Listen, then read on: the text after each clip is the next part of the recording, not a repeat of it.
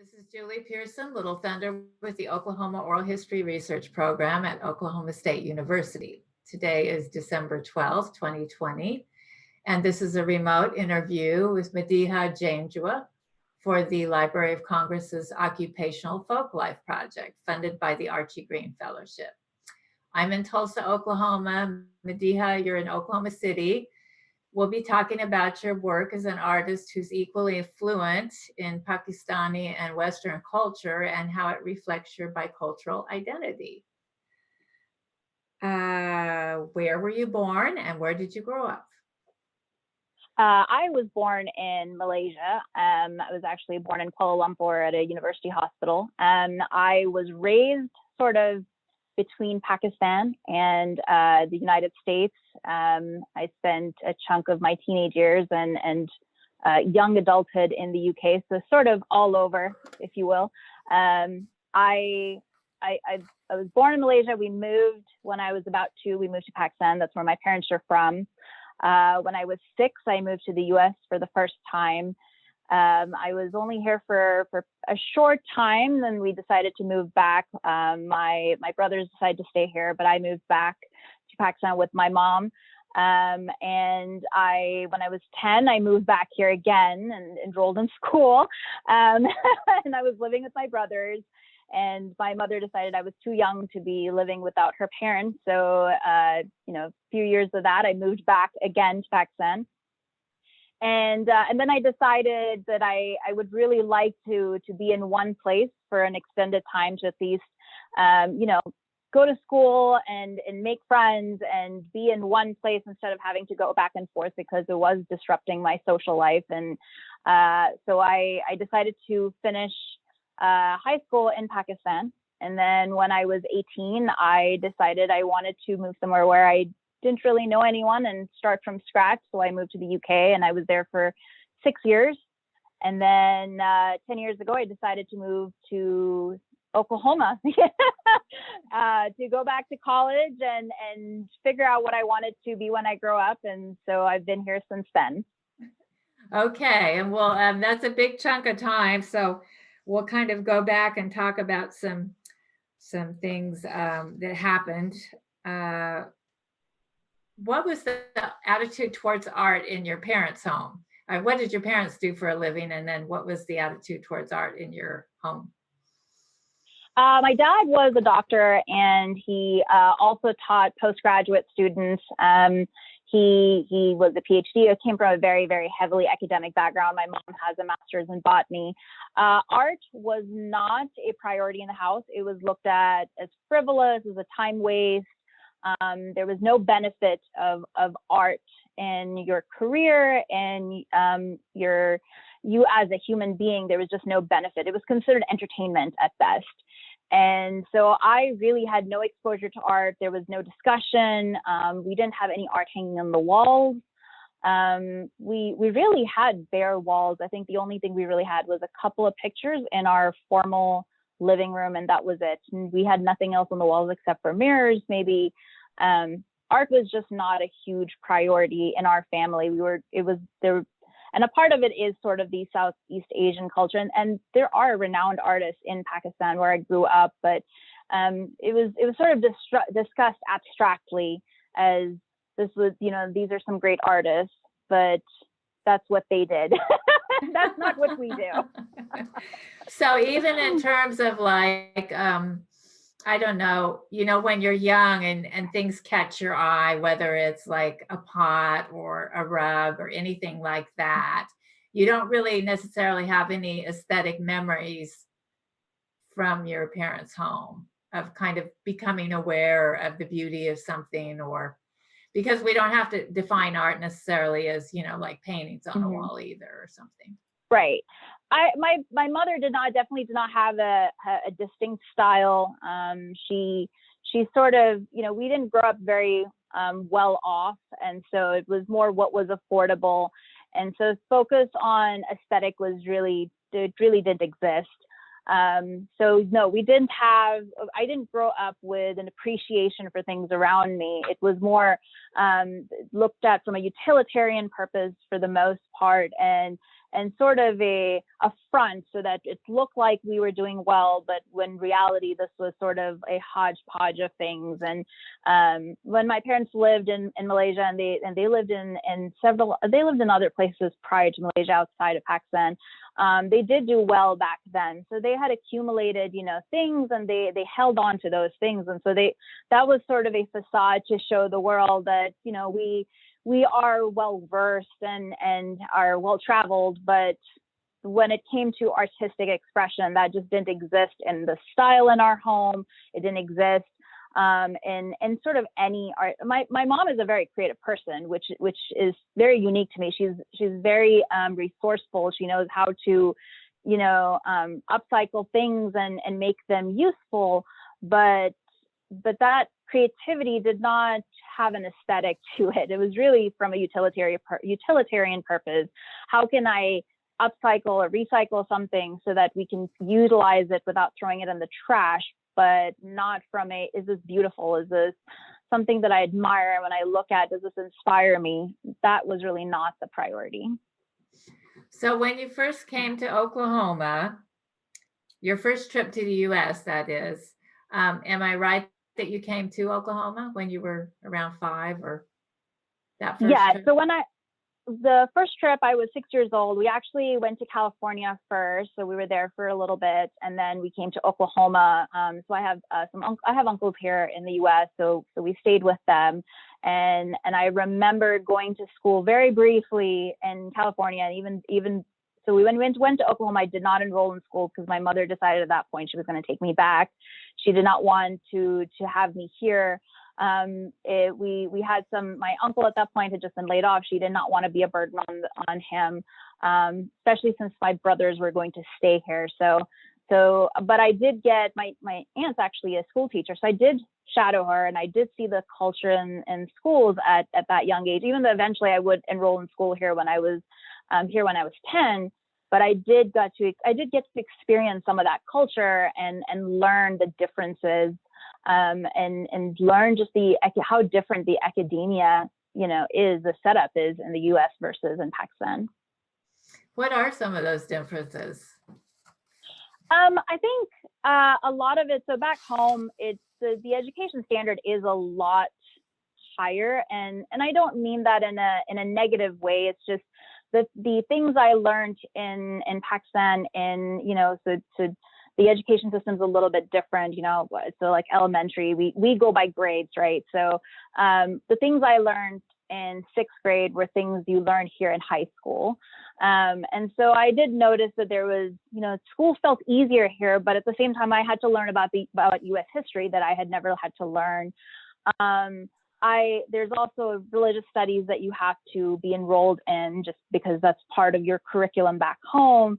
And I went to private schools back home. So I was in an all-girls Catholic school. And so I was taught by nuns, and so I had the best education I could have possibly had back home. So I do think that prepared me from an academic standpoint, but even within those environments, art is not encouraged, and it's not about creativity. It's really about how well you can memorize things, how well critical thinking is not a big part of it, versus here in the US, that is, at least at a younger age, you're taught to, when you're testing, it's more about what your understanding is versus how well you can memorize something, versus back home, it was all about, can you memorize this poem word for word, and then do a detailed description and basically write down, the equivalent of a small thesis about this poem. And so you had to learn a regional language. You had to learn, so we spoke multiple languages. We spoke English, we spoke Urdu, which is the national language in Pakistan. And then there's a regional language, and because the province I grew up in, you had to at least take a regional language. So just the big difference was having to learn the multiple languages. Even though I was not great at it, it was a requirement, having the religious aspect, but still being brought up, it's still going to an all-girls Catholic school. And And then just the education standard of it being so much tougher back home. Math was so much harder. Geography was so much harder. And we focused more on world geography versus in the US, it was more just American geography and very high level of this is what the rest of the world looks like. And history covered world history, didn't just cover history of Pakistan. So there was those were some like critical, large differences that I identified pretty early on. Okay.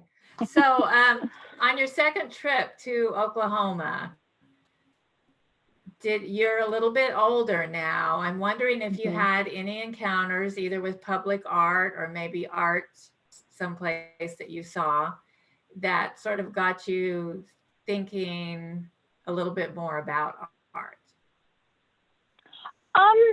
Probably not in a direct sense. I went to Lawton, and so it was a very small school. I was the only Pakistani girl. I did just, it was such a different culture. The school that I went to in Pakistan was very militant in a way versus when I was living in the US. You don't wear uniforms. There's not really a requirement of your nails being short and your hair being in a certain way. And, that gave me a freedom that I had never quite encountered in a school before. And it made me realize that it definitely made me feel more creative than I had ever encountered before. I think my parents would say it made me more rebellious when I returned, because I had encountered a level of freedom I had never encountered in a school environment. I don't recall much creativity, but I recall more of social aspects that I just wasn't exposed to. Back home, I went to a prom that that's not something that, we grew up with. I know that schools now back home definitely have proms and they've, the culture has changed, but back when I was growing up, we didn't have that. So, just seeing the clothes and the colors and the lights and it just exposed me to a whole new culture. And it taught me that things don't have to be so structured and regimented. And so I think that was probably the start of something for me, but not, it took a few years before that evolved into me having any exposure to art and actually appreciating it. Well, you did kind of change direction in terms of the way you thought about a career after you were in high school, I understand, back home. So what influenced that change, and what decision did you make about where you wanted to go to further your education? So when I was in high school, when I was close to graduating, everyone I knew had a plan. They knew what they wanted to be. They knew what they wanted to do. My parents wanted me to be a doctor because that was what you did. Both my brothers are engineers. They were like, okay, so that means you'll be the doctor. Someone has to go into the medical field. And I absolutely did not want to do that, but I didn't know what I wanted to do. And I felt very lost because you're taught at such a young age that you already should have a plan. By the time before you even get to high school, you should have a plan. And our education system back home is definitely built that way. By sixth grade, you have to decide what your major is going to be, which meant you either chose science or you chose economics or you chose art. And I did not do well in those courses, so I opted for art. But art is not the same as art in the U.S. It just meant I took a lot of accounting and I took a lot of statistics and economics, and that was considered I guess a lower level than a science or a biology course. But then when I graduated, I just my parents kind of asked me, what do you want to do? They assumed I was going to be ready to enroll in university and I had a plan, and they were like, well, you can't go to med school because you opted for art. So you kind of, you're stuck because you didn't take the right courses in high school. And close friend of mine at the time decided she was going to go to fashion school, and I said, sure, this makes sense. I'll be close to a friend. And this, I was a rebellious teenager at that point, and I knew this would probably upset my parents, and so that was the path I took. And fashion school exposed me to a whole new world. The clothes were not the most exciting part. The designing was not the exciting part. It was the first time I was introduced to drawing and painting and printmaking. And I was exposed to renowned artists in Pakistan. And that's something I just never encountered firsthand. And I still have sketches from like my very first semester, and they are just awful and funny because they're stick figures, because I have no concept of the human figure, but within a year it's night and day, because it was the only thing that I truly I just delved into, and it sucked me in a way that nothing else had in my entire life. And I found myself wanting to explore that realm more and more and understand more and learn techniques. And at that point, it was just techniques, right? It's not I didn't have the intelligence to understand art as more than just the techniques and what you can do with it, that it's an entire language in itself. But I was just so fascinated that really was the starting point for me that said, okay, now I know what I want to do. This is a path. It's not clear that where this will go down the line, but I know that this is the path I want to take moving forward. I want to learn more. And then I learned. I was in fashion school for a year and a half, and then I decided I don't really like the fashion industry, and that's not what I want to do. So I dropped out. And I decided I needed to take a moment and pause and really assess myself as a human being. I was 18. Every decision I had made in my life was based on what I had been raised with, what you're taught to think versus what I should be thinking. And I think art really made me realize that if this is something, this whole new experience that I'd never encountered in my life, could make me feel this way, what are other things that I have not encountered, because I just wasn't exposed to them.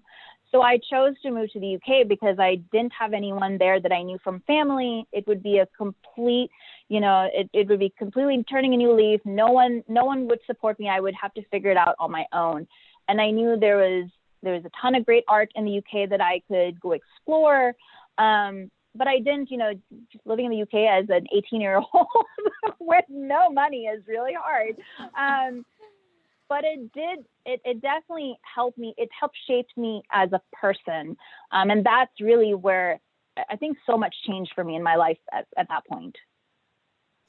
So it was kind of hard to go to a museum or go see whatever, money-wise, I'm understanding you, but you did manage to go a few places. Yes, I would make it a point to go to museums and explore, but I just didn't have the comprehension that I needed. I mean, I studied art history in college, but it was so new that I just didn't have the intelligence and really the knowledge, because information is one thing, but that information evolving into knowledge is a whole different thing. And it wasn't knowledge for me yet. So I didn't know how to quite process it, but I knew I enjoyed it. I knew that it was a place I felt the most comfortable, and I felt the happiest, and I wanted more. It was sort of like a thirst. It was just, I was insatiable about it. And so it was a starting point where I knew I want to do something with this, but I don't know what. So how did you end up back in Oklahoma then? So after 6 years of being in the UK, I decided I think it's time to go back to college, because I at that point I realized that I'd done all the traveling I wanted to do. I'd had a great time, but I really needed to focus on my future. And so I have a brother that lives here. So I figured I'll come here, go to college and take it from there. And when I moved here, I realized that I kind of did an inventory of my skill set of what would I like to do. And really it always ended up being, I want to do something in art. I continued to draw while I was in the UK. I continued to paint and focus on that aspect. So I felt like it was a good starting point, and it was probably a smarter decision. And, I thought I went to a community college, and I decided to just take get a visual arts degree. And it just further now I'm actually learning about art history. And now some of that information is solidifying into knowledge for me. And that further reiterated to me that this is really what brings, it speaks to my soul. It brings my heart joy. But now I'm learning more to realize it's more than just the skill set, and there's more you can do with it. And you can spend your entire life dedicated to it, and you can never stop learning. And that just added to the excitement of it. So that really solidified for me that this is where the path that I really want to take. And then I ended up going to Oklahoma City University. I graduated with a bachelor's in fine arts and a minor in art history. And it really was the best time of my life. I learned and evolved as a human being, as an artist. My skill set expanded, but also my work evolved in ways that I never thought was possible. Can you explain a little bit in what ways you felt like your work kind of moved forward? Of course. So when, kind of goes back to my upbringing of, we were kind of taught skill in a more traditional sense, right? Your art, when I look at my parents, if they look at art, they look at it how close to realism you are. It's not, there's no focus on abstract, because that's almost looked at as you're not good enough. So it's almost looked like as child's play, as opposed to you're not, confined by the rules of what someone who thinks they know art is assigning to you. And so I think I went from that mentality. I didn't realize this further early on in my career, but I did realize further down that I focused a lot on technique early on. That's where all I wanted to do was be the best at what I was doing. I focused so much on technique, focused on realism. And then I kind of moved into things a little more, moving a little bit into abstract, kind of I trying to kind of get away from that. And I noticed the more I kind of moved away from it, the less it became about just a technique and a skill set, the more it became about what I was trying to say. Mm-hmm. And then it sort of evolved into, what am I trying to say? What is the purpose here? Because being able to be an artist is a privilege in itself, because you have the power to communicate across languages. And that's a barrier that most of us would kill to surpass. And so once that realization occurred, my work evolved, and it moved away from this focus on realism. And I could only speak about things I knew. And then, of course, the concepts that I was trying to explore, they also evolved. Initially I was sort of, I don't want to say angry, but definitely I had some internalized resentment of my upbringing and sort of the culture, back home, and how I felt that I was sort of robbed of the opportunity to learn this early on in life and see where I would have been further down. And maybe if I had that skill set earlier on, I would have more, I would have been further on in life, I suppose. And so some of that anger and resentment sort of showed in my work. And then as I kind of worked through those feelings, I realized that, everything happens for a reason, and we all, after a certain point in your life, you have to take responsibility for your own behavior and your own actions. And you can't use your past as a crutch and say, this is what's defining me, because you have the power to define yourself. And so my work started kind of evolving like that as well. A lot of what I focused on was like, I did this hijab series for a long time. A lot of what I kind of focused on was around sort of feminism as a whole, women as a whole. And the thing I could identify with most was sort of the, you know, the, not just the objectification of women, but also just the fact that women are treated as background noise. And so that was really, that was where the core concept was, and it kind of evolved from that. And I did this series that I focused on for many years, and I did multiple concepts under the hijab series. And a hijab, which is, you know, a religious covering that women wear. And my approach to hijab is not to take away from the fact that some women wear hijab and it liberates them, while for some it is, it has the opposite effect.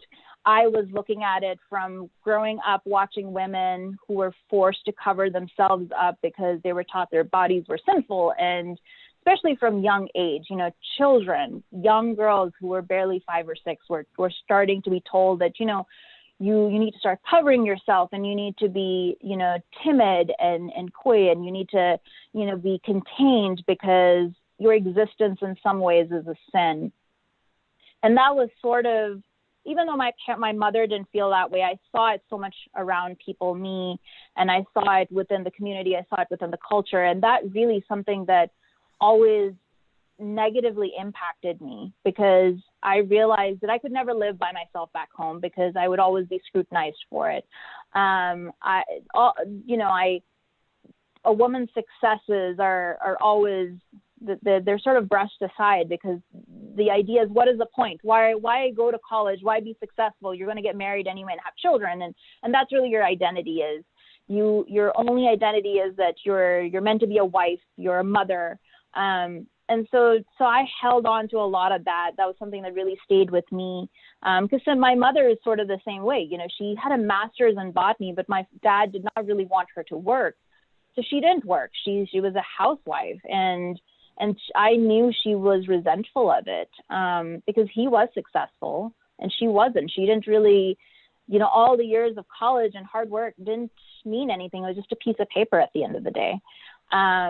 And I think that her anger sort of like transitioned into me, and I really wanted to focus on that. And a lot of that was also just me processing it and figuring out what that meant to me. And then when I moved to the US, there's just this assumption that would just not be here. You know, it's all about equality and women are equal to men, and, you know, you're just as liberated here as men are. And the realization that the discrepancies in the way women are treated here exist, but it's a lot more nuanced, and it's very, you know, it's almost conniving, and it's sort of like there's layers to it, and you don't realize it till you actually take a step back and really look as an outsider looking in. And I think that it made sense to still talk about, you know, the hijab series still made sense to me, because while it was me talking about sort of my background living in Pakistan, it was not just that. It was also talking about what I was encountering here. And it was almost like a cathartic experience for me to say it out loud, that it's not just back home. You know, yes, it's more in your face and confrontational in Pakistan and in Southeast Asia and in non-Western countries, but it's also very much prevalent here in the West. And it's cloaked a lot better. It's dressed up. It's you know, lipstick on a pig essentially is how we present it. But it's still very much an issue here, and sexism is very much an issue here, and amongst other things, of course. But I really focused on one thing, because this was also me trying to kind of bring the two cultures that I had been a part of, this sort of trying to identify my Eastern heritage with the Western influence that I had been in. Because, I mean, at this point, I've been in both cultures.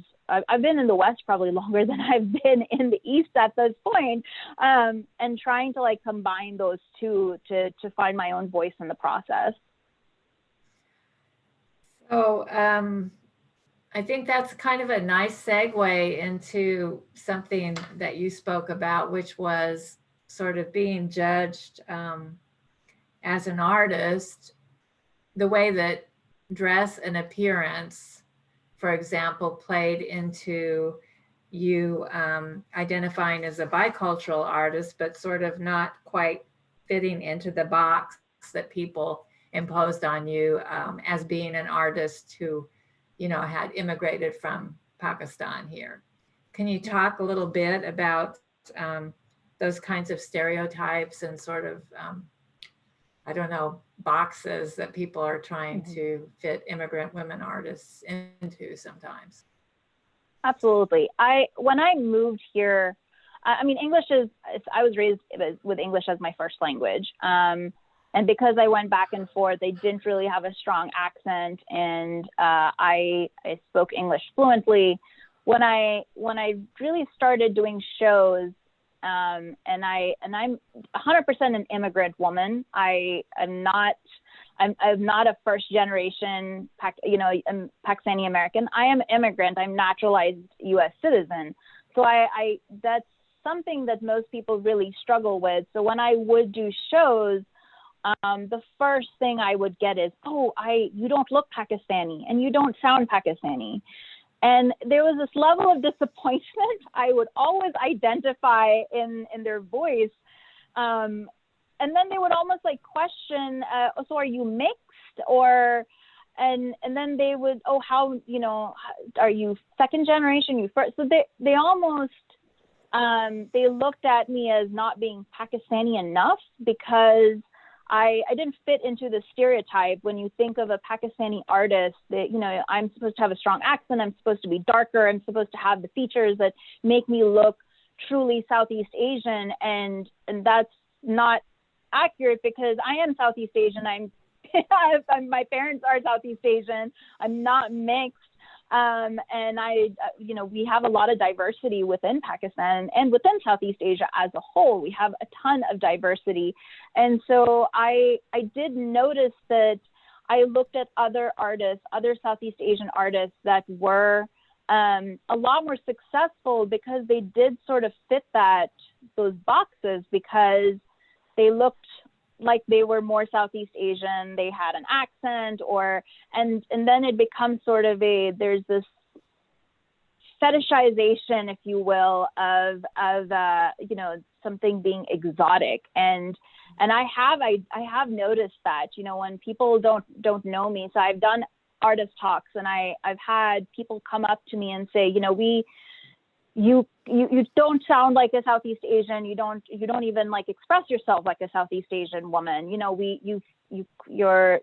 very much feel like a local, and but you bring this, sort of background, and obviously your point of view is different. So I think they kind of struggle with that, because again, I don't fit this sort of box that they've created, and the stereotype that I don't fit. And I think that has impacted me career-wise, because it's if you fetishize a culture or an identity, and that is not what if you're paying for an experience and that's not what you're getting, because that's what your expectation is, then you're not really interested in investing in it further. And that's kind of what I identified was really the issue for me. I just wouldn't fall into that box. And so once I realized that it definitely made me take a step back.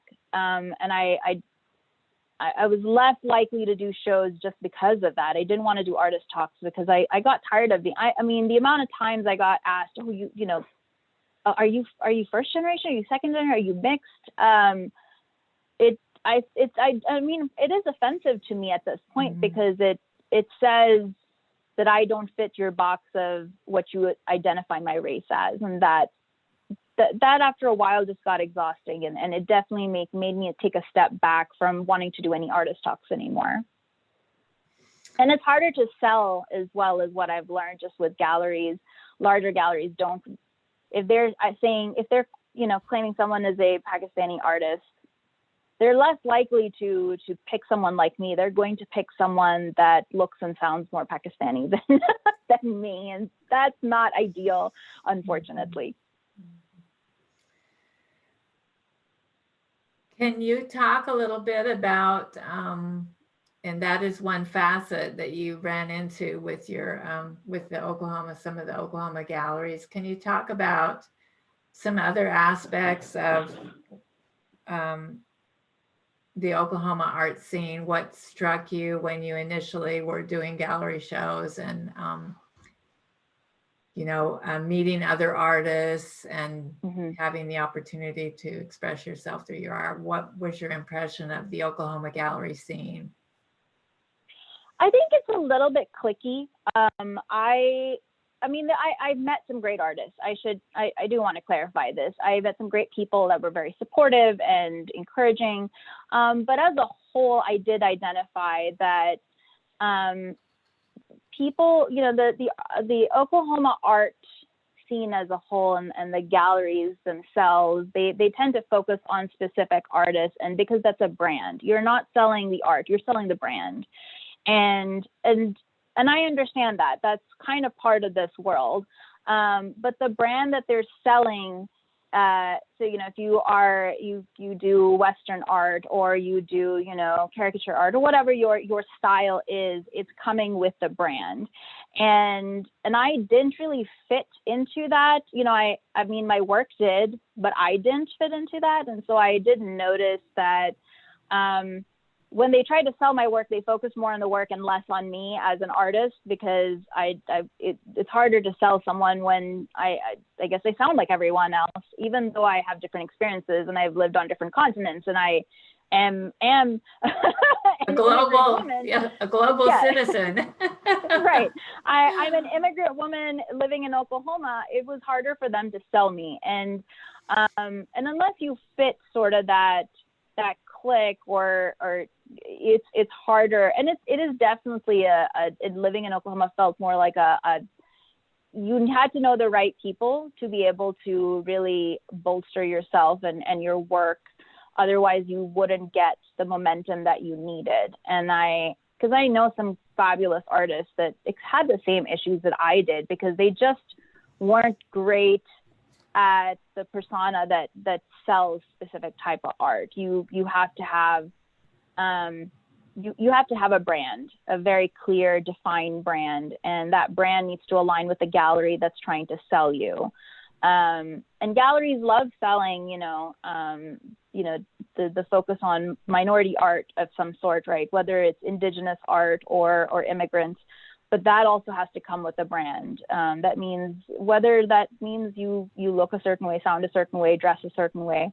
It has to come with the brand. And I don't necessarily fit that mold. And so it made it harder to sell me. So I've had the luxury working with some great galleries in Oklahoma, and I've had some wonderful opportunities. But long term, it's just not sustainable, because they're not going to prioritize me, just from the fact that I don't have the brand that they would like to sell.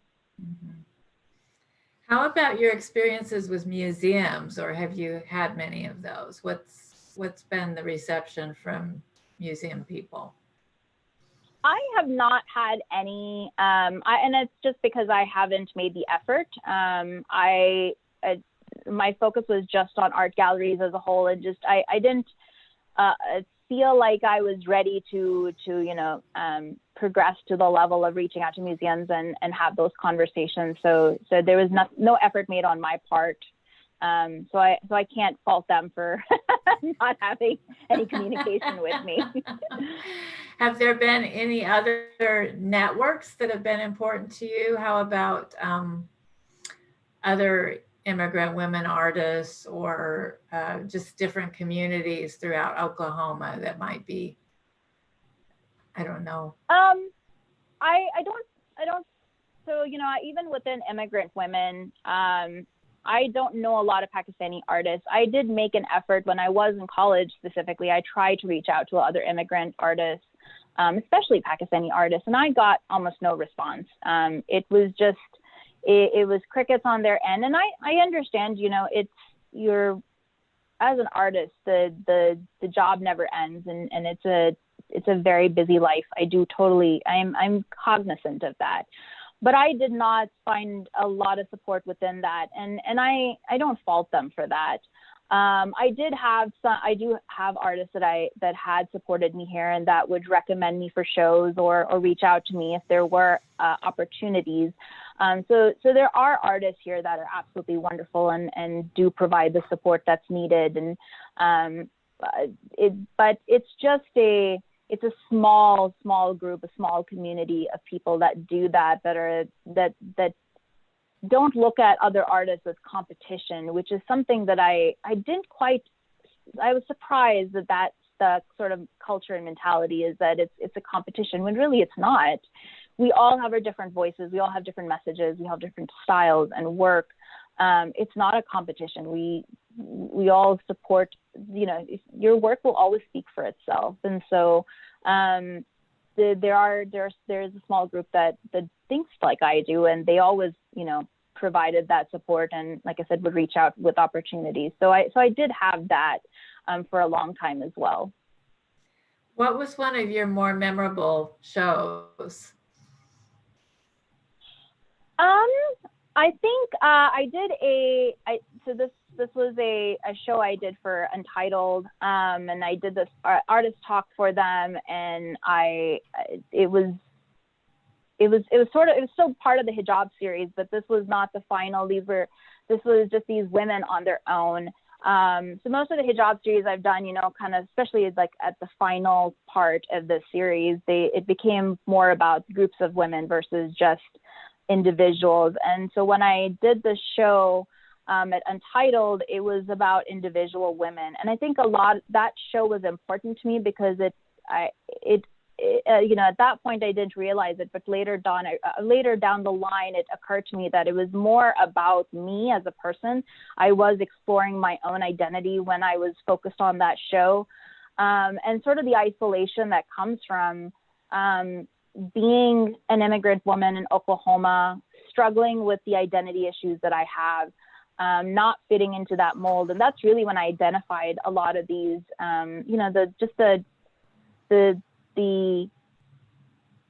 the long-term career, obstacles that my identity has caused. And that show became really like, it's a memorable show in many ways. I had so many people reached out, and they were just surprised to hear my side of the story and hear my experience and my focus on why I wanted to even do this series, the hijab series, and sort of discussing the oppression of women as a whole globally, and the support that came from that. And yes, there were parts of it where, like I said, people were, you don't sound Pakistani and all that, but there was also a ton of support within that as well. And so it was just a very memorable show from the fact that I was more focused on myself as a woman versus just my experiences and what I was representing in my work on behalf of other women I had encountered. And so that was life-changing for me. You mentioned where the show took place. Oh, and Untitled, it's a gallery close to downtown in Oklahoma City. Oklahoma City, yeah. Yeah, yeah, I just love some of the pieces that I've seen of yours, of course, all online. Can you talk a little bit about, and your figurative paintings of women and your nudes? Are you working in, what media are you working in? And I just love the sculpturality of even your paintings, actually. They have a bit of that feeling. Right. So when I started the series, I initially focused on just the female figure, but I really tried to strip them of their identity, because that's what the focus was, that, your identity is just the fact that you're a woman. It's not who you are. It's not what you believe in. It's not your loves and your likes and your dislikes. I did these figures. So initially, like I said, I started with these very rudimentary paintings, sort of these mixed media paintings. And then I focused on sculptures, where I really, it was sort of a determination of what is the least amount of information I can provide to define that these are women without giving anything else. Still providing the fact that they're hijabis. So I did these black sculptures, and I produced about 200 of these figures. And they were really meant to be displayed outside. I laid them out sort of in just a almost like a park-like environment, and a part of on top of a hill. So, you know, you saw them from a distance, and you just saw Black figures in that looked like they were wrapped and they were bound. And that kind of what I was trying to, again, was to focus on the fact that, one, minimal information that defines them as women, two, to kind of express what it feels like to be these women, where you are bound, your identity is stripped from you, and you're given an identity, which is your female figure is your identity. Your femininity is your identity. You're a mother. And I think when I finished that piece and I moved to the larger paintings where I started doing groups of women and made them even more sort of abstracted and stripped them more of their features, it kind of, you know, it evolved from the figures themselves, from the sculptures themselves. But it was less about them being bound, but also the fact that they were supposed to just be mothers. And so they're in the figures, you know, they're either pregnant or they're menstruating, because those are all things that define a woman, is just her reproductive organs at that point is just what's defining her. And that's really what I wanted to focus on, is this is what a woman means just globally. You know, initially when I did the sculptural series, it was more focused on women where I grew up, you know, women that wore the hijab in poorer communities where they're completely stripped of any choice. You know, the choices are given to them and they're taught those are your choices. That's the choice you're making, even though we're handing them to you. But when I focused to the larger mixed media nudes, it became more of also women here in the United States, because the hijab was irrelevant. It was the same struggles are within the Western world that we identify in the Eastern, you know, outside the Western world in Southeast Asia. These, you know, women here are, you know, they're expected that you're going to be a mom and that's your identity. If you're not a mother, somehow you failed as a woman. And so I just wanted to kind of reiterate that, because it became more real to me as I'm getting older and I'm a woman living in the U.S. It really, like, it drove the point home that you're not free of those that level of oppression no matter where you live. You think you're free, but you're not. It's still something that you take with you wherever you are. And unless larger changes don't happen, we're always going to live in this sort of cloaked but very oppressed world. Yeah, I think that comes through really beautifully. Are there you've talked a bit about some of the disadvantages, but are there some advantages to your biculturality in art? Absolutely. I think the fact that I definitely look at my experiences as a privilege. Every day I look at the fact that I grew up in so many different environments, gave me a perspective that most people will never encounter. It makes me definitely a lot more open-minded to things. And I make it a point to not surround myself in an echo chamber. I make it a point to surround myself with people that do bring another perspective, because it's just I just have to understand why someone feels the way they do, and how can I better understand them. And I don't think I would have had that if I hadn't had the upbringing that I did. I grew up in even though I grew up in a very conservative society, my parents were fairly, you know, open-minded, and even though we were not artistically inclined, my parents definitely taught me to think for myself. And they did teach me critical thinking, and having the exposure that I did, you know, seeing poverty in a way that I'd never seen before. You know, we think poverty in the U.S., I've seen poverty in a way that I mean, we can't even comprehend here. But also seeing oppression in a way that most people can never encounter, and thinking, you know, of course, the general consensus is, oh, you're moving to the U.S., you're free of those restrictions, and you can be yourself and evolve to who you wish to be. And then realizing that depends on who you are, where you're from, you know, are you privileged in some way, shape, or form, whether you're of a specific race or a specific gender type. I think it definitely has made me a lot more empathetic. And I think that's really what coming from two different cultures does, is it makes you open-minded, and that open-minded that just makes you a lot more empathetic that most people, they fail to experience, because if you've been shown one perspective your entire life, it's hard to, you lack the creativity to put yourself in someone else's shoes, because it's one thing to try and do that, but that takes some serious creativity. And I think that being bicultural has definitely given me these you know, invaluable set of tools that I consider myself very, very privileged for. What's the best compliment, or one of the compliments that stands out that you've received on your work? When I did my capstone show in college, I had many people, you know, when they saw the paintings in person, you know, because it's one thing to see the painting in pictures. I had multiple men reach out to me that I was surprised and say, yes, and say that they had an emotional response to the paintings, and it wanted to create a line of communication to really understand, because they could feel there was some turmoil, but they wanted to understand why. And that is something that I can't put a price tag on. I can't, it's all I've ever wanted, is that line of communication to express why we feel the way we do, and how can we change that?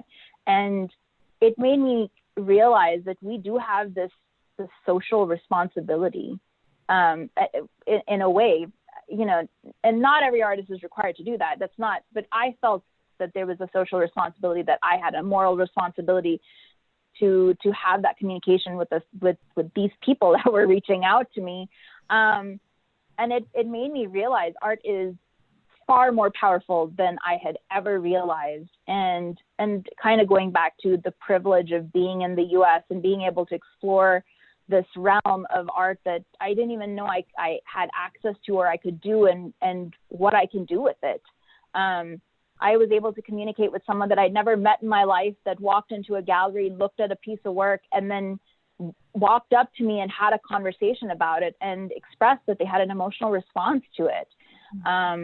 That's something that will always stay with me. And it has definitely encouraged me and has made me more aware of my work, which is why I've decided, you know, just that any other shows I do, it's important that I am able to provoke some sort of response. And if nothing else, if that response is simply a question, that's what I would like, is that someone looking at any work that they're viewing, anything that you know, whether it's a show, even if it's online, if it provokes a question, then I feel like I've done my job.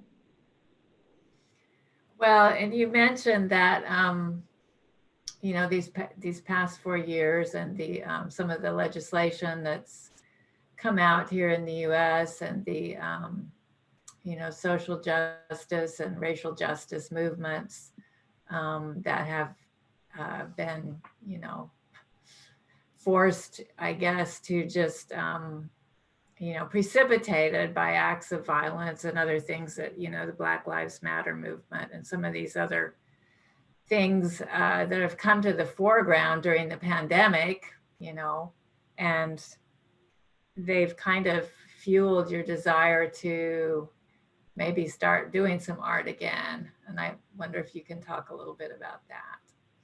Absolutely. You know, we kind of talked about, you know, just my evolution as an artist. When I started, was more about the technical aspect of it, and then that transitioning to what am I actually saying. And you know, with the hijab series, it was, you know, that there was an evolution that happened through that series as well. You know, I focused in a way, a one-dimensional subject. And that evolved. You know, I started looking at it not just from a Eastern perspective, but from a, Western perspective as well. And then looking at the current political environment, it has definitely made me think, and I have been working on concepts of what I would like to focus on. It's, being an immigrant woman, there's these internal conversations I have about, what it's like to be just in the professional world. My name, when someone gets handed a resume with my name, I'm not going to be prioritized. And I understand that. That's just how it is. But I'm also, I hate saying this way because it's so unfortunate that I have to say this out loud, but I'm passing, which means someone who looks at me doesn't quite realize I am, not an immigrant woman, or I'm Pakistani. They may think I'm Hispanic, but more than likely most people feel like I'm mixed. So I don't experience the kind of racism off the bat that someone that's not passing experiences. And that is a privilege. As much as it shouldn't be, it is, and it's upsetting and it's heartbreaking that is the new reality.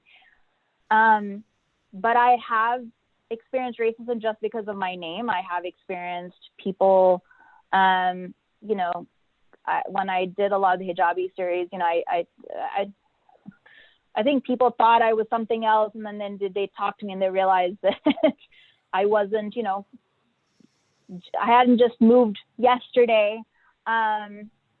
But with the Black Lives Matter movement, it really, I was aware of the level of racism just as immigrant women, but I didn't realize the systemic and institutionalized racism that's so ingrained into people that they are completely blind. They just don't even have the ability to see how that system is benefiting someone that is not of color. And it has driven me to really explore my work and kind of move away from, feminism is always going to be an issue, but we have to always focus on the house on fire first.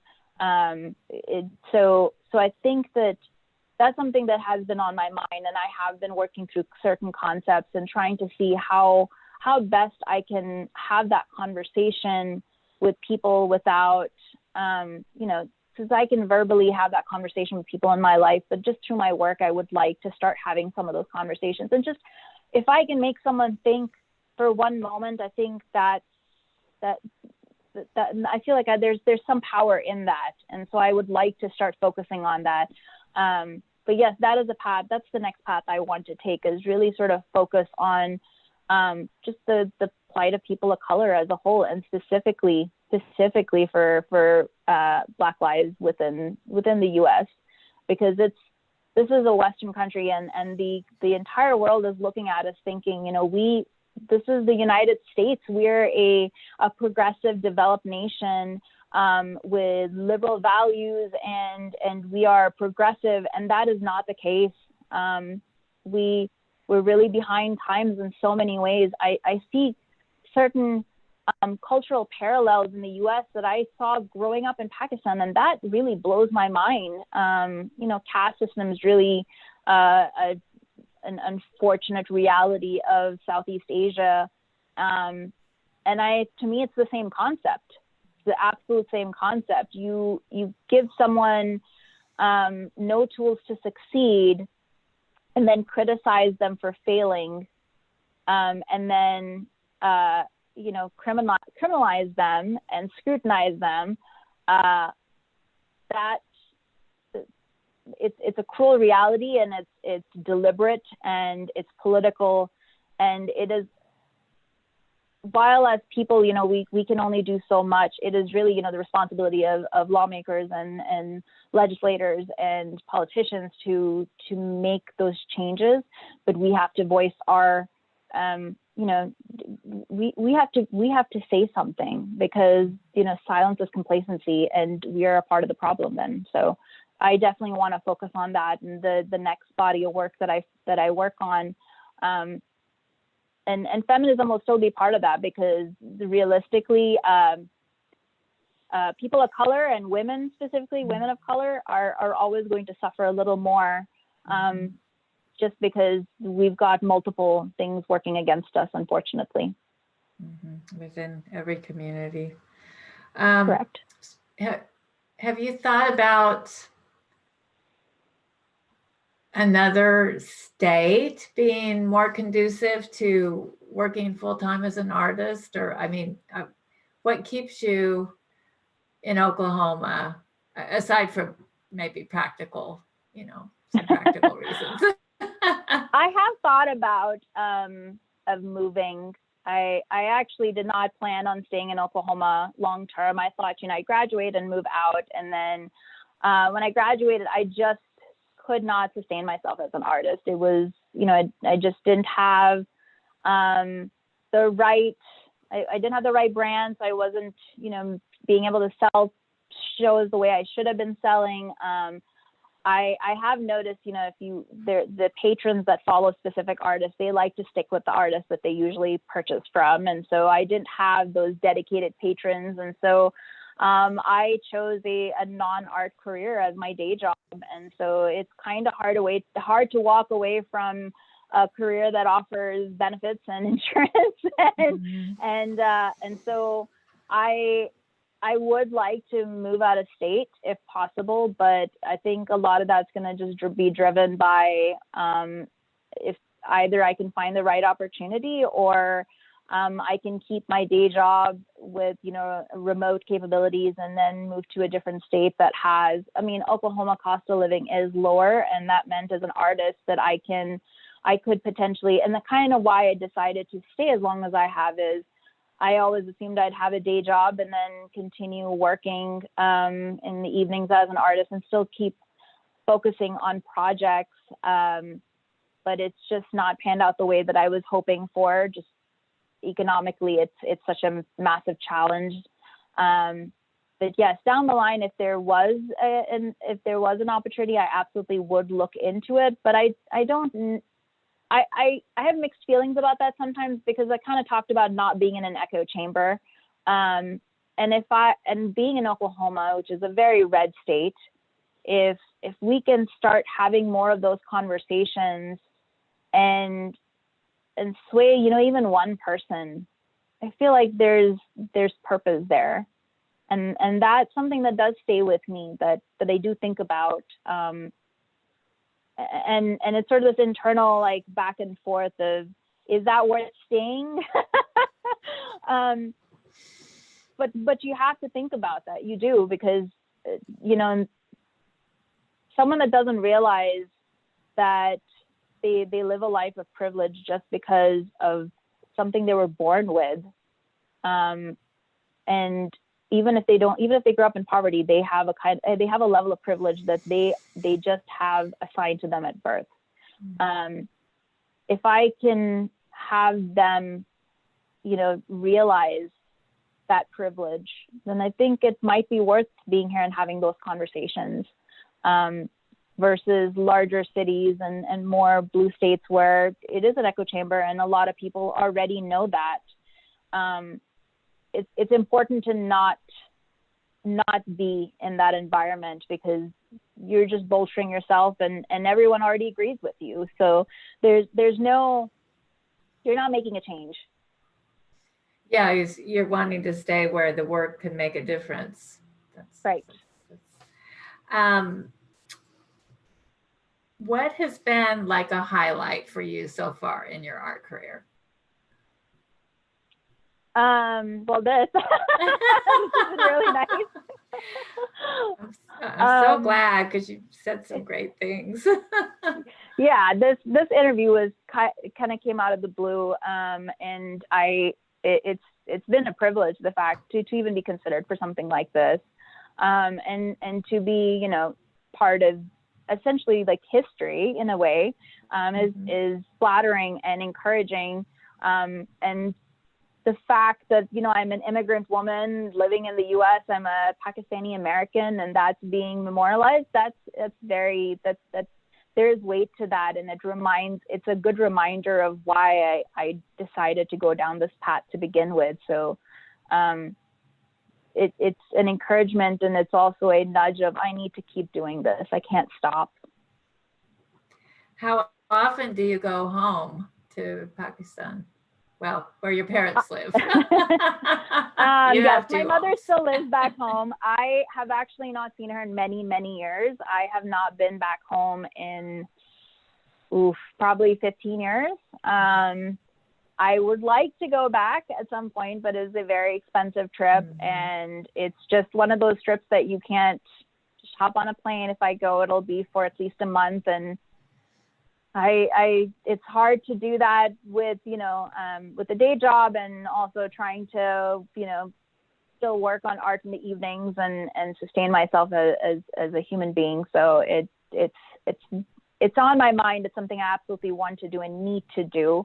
But it's just, it's a huge challenge, unfortunately, right now. Thank goodness for telephones, anyway. Yes, we definitely speak a lot, yes.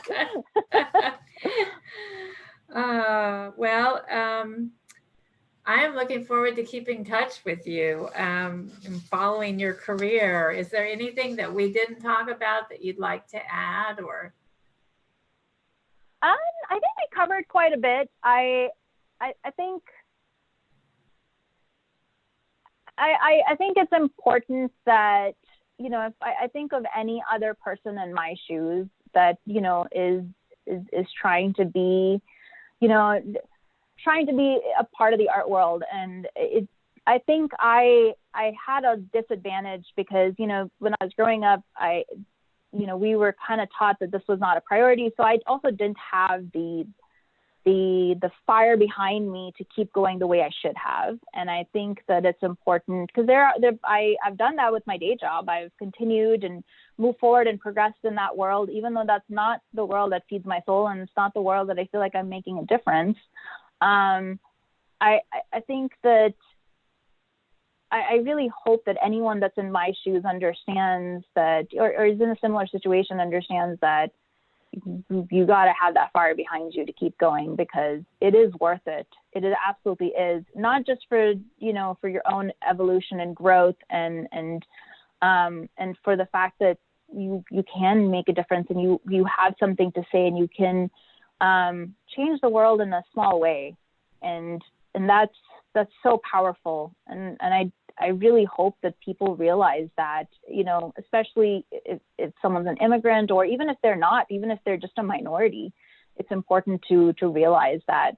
I definitely wasn't given that skill set growing up, or that sort of like motivation for this, but it's definitely a journey. I definitely have to have those conversations with myself to keep going, that it is worth it. And when I do shows, or I do a piece and it goes off and someone has a conversation with me about it, it's because to me, it's fascinating that I've done pieces that I don't think about, and someone has reached out to me years later and said, talk to me about it, or they've bumped into me and talked to me about it, and talked in detail that I may not have even put as much into that piece, because I was in the moment and I was focused on a small, like a single facet, while that it had a completely different effect on the person who's looking at it every day in their home, or they looked at it in a gallery, or whatever the situation may be. So I think that's,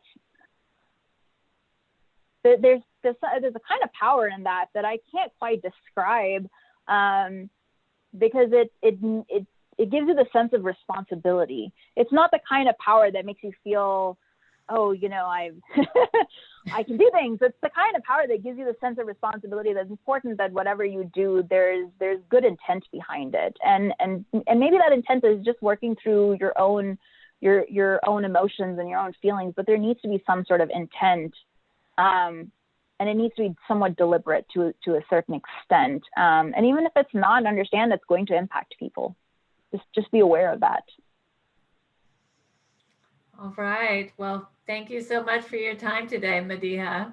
Absolutely. Thank you so much for this opportunity. This was absolutely wonderful. This was a great conversation. I really enjoyed it too.